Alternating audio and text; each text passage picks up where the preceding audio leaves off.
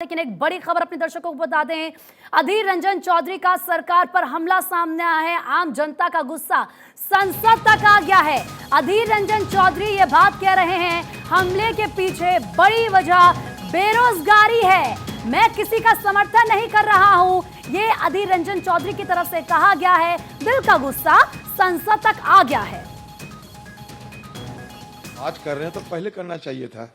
जल्दबाजी में पुराना मतलब सदन को छोड़कर नए संसद भवन, पुराना संसद भवन छोड़ो, नए संसद भवन चलो, ये सारे करने के पहले ये सोचना चाहिए था कि कहाँ कहाँ हमें क्या क्या करना चाहिए।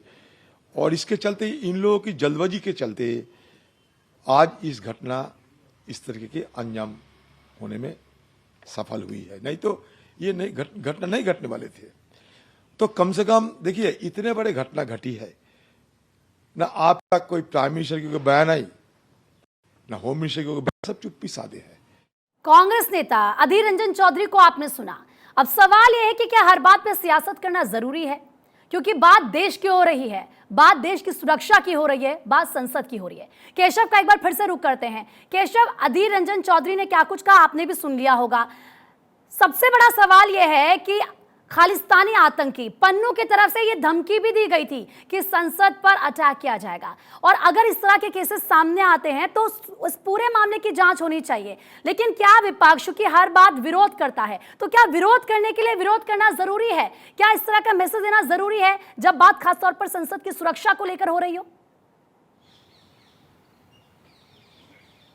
जी बिल्कुल प्रीति, आपने सही कहा कि खालिस्तानी आतंकी जो पन्नू है वो पहले ही ऐलान कर चुका था कि संसद भवन पे वो हमला करेंगे, और कल के दिन वो हुआ भी कि किस तरह सिक्योरिटी को झांसा देकर अंदर घुस जाता है और एक जो स्मोक पाउडर रहता है उसका उछाला जाता है, वहाँ पर बाहर प्रदर्शन किया जाता है। उसके बाद जिस तरह से सिक्योरिटी क्लैप्स हुआ है, संसद की गरिमा को ठेस पहुँचा है। इस पर हो सकता था कि सभी जो विपक्षी पार्टियाँ एकजुट होकर सरकार के साथ दिया और इस सुरक्षा जाँच में सहयोग करें, लेकिन इस पर देख सकते किस तरह से पॉलिटिक्स शुरू हो गई है। आपको मैंने पहले भी कहा कि जिस तरह से आज इंडिया अलायंस को जो नेता हैं मल्लिकार्जुन खड़गे के चैम्बर में सदन में ही एक बैठक बुलाई गई है, जो बैठक अभी चल रही है संसद भवन के परिसर में, और इस बैठक में ये लोग एक रणनीति बनाएंगे कि इस मुद्दे को लेकर किस तरह से सदन के अंदर और सदन के बाहर सरकार को घेरा जाए, क्योंकि इस मुद्दे को पूरी तरह से राजनीतिक कर दिया गया है। अब आप देख सकते हैं किसान संगठन कह रहे हैं कि जो आरोपी हैं उनके बचाव के लिए प्रदर्शन करेंगे। दूसरी तरफ आरजेडी के जो नेता हैं वो सपोर्ट में उतर आए हैं, जो प्रदर्शनकारी थे जो आरोपी हैं उसके। तो दूसरी तरफ जो कांग्रेस के नेता हैं अधीर रंजन चौधरी,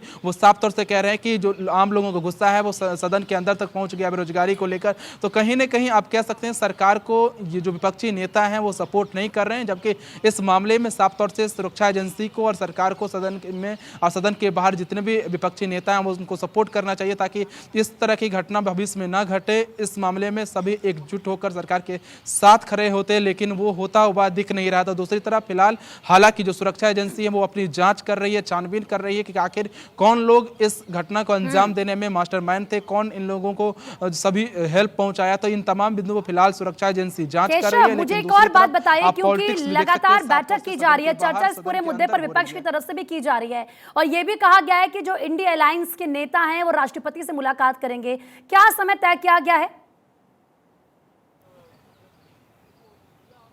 जी देखिए, जो इंडिया अलायंस के जो नेता हैं वो लोकसभा सदन के अंदर ही जो विपक्ष के नेता हैं मल्लिकार्जुन खड़गे उनके चैम्बर में अभी बैठक कर रहे हैं, और बैठक में तय करेंगे किस तरह से इस मुद्दे को सदन के बाहर और सदन के अंदर उठाया जाएगा। साथ ही इन लोगों की तरफ से राष्ट्रपति से भी समय मांगा गया है इसी मुद्दे को लेकर, कि उस राष्ट्रपति को अवगत कराएंगे कि बुधवार को किस तरह से घटना को अंजाम दिया गया संसद भवन के परिसर में और कितनी बड़ी ये सुरक्षा चूक है। इन तमाम मुद्दों को लेकर राष्ट्रपति से समय मांगा गया है, लेकिन फिलहाल अभी समय नहीं मिला है विपक्ष के नेताओं को कितने बजे मुलाकात होगी। लेकिन विपक्ष के जो नेता हैं वो संसद भवन के परिसर में इस वक्त एक बैठक कर रहे हैं। उस बैठक में हो सकता है कि रणनीति बनाई जाए, क्योंकि आज सदन में जो गृह मंत्री अमित शाह हैं वो भी अपना जवाब रखेंगे कल किस तरह से सिक्योरिटी कोलैप्स हुआ उस मामले को लेकर। तो दूसरी तरफ विपक्ष के नेता रणनीति बना रहे हैं कि किस तरह इस मुद्दे को सदन के अंदर और सदन के बाहर उठाया जाएगा।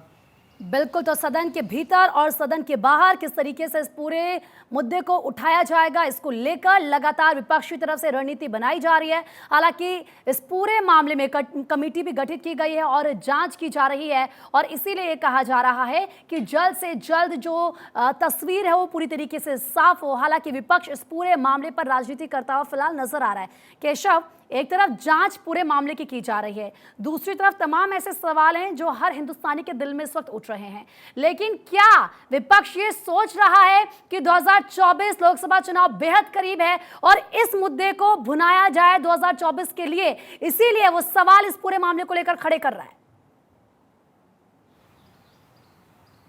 बिल्कुल आपने सही कहा कि 2024 के लोकसभा चुनाव पास है और कहीं ना कहीं कह सकते हैं कि सरकार के ये जो सदन का सत्र था, शीतकालीन सत्र, वो आखिरी सत्र था, क्योंकि अगले साल लोकसभा के चुनाव होने हैं। तो इससे पहले इस मुद्दे को, जिस तरह से ये घटना को अंजाम दिया गया है आरोपी की तरफ से, उसके बाद इस घटना को लेकर पूरी तरह से जो विपक्ष है वो एकजुट हो गई है और सरकार के खिलाफ कहीं ना कहीं एकजुटता दिखाने की भी कोशिश करेगी और इस मुद्दे को लोकसभा चुनाव में भी भुनाने की कोशिश जरूर करेगी, क्योंकि सदन के अंदर इस तरह से घटना को अंजाम देना, जो कि लोकतंत्र का मंदिर है और सदन सबसे ज्यादा जो पार्लियामेंट ऑफ इंडिया है वो सबसे ज्यादा सिक्योर है, सबसे ज्यादा सिक्योरिटी टाइट वहां रहता है। लेकिन फिर भी अगर इस तरह की घटना घटती है तो इस मुद्दे को लेकर जरूर जो विपक्षी पार्टी है वो देश भर में आप कह सकते हैं कि इस मुद्दे को बुलाने की कोशिश उठाएगी। जाहिर सी बात है, क्योंकि एक बहुत बड़ा मुद्दा लग चुका है विपक्ष के हाथ। केशव, बहुत बहुत शुक्रिया आपका तमाम जानकारी देने के लिए। आप नजरें बनाए रखेगा, दिन भर आपसे पल पल की अपडेट लेते रहेंगे।